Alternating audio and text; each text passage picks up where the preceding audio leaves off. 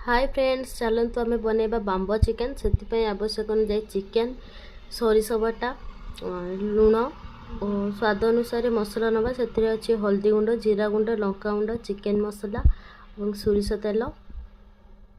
या भल भाव मिक्स करदे जे पर्यंत चिकेन सहित सब मसला न मिसी से पर्यंत आम मिक्स करवा।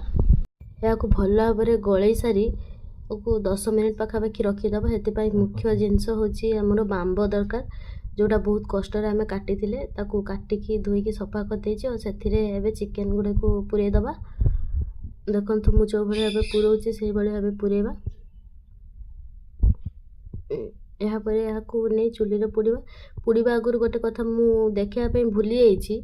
आम ए कदली पत्र देते से जो पट साइड्रे बाम्ब मुहर फांका थिला से पट साइड्रे कदली पत्र देते आईटा मुझे देखापी भूली जाइए। कदली पत्र दे सारापर एमती निआ कर पुड़ीदेवे।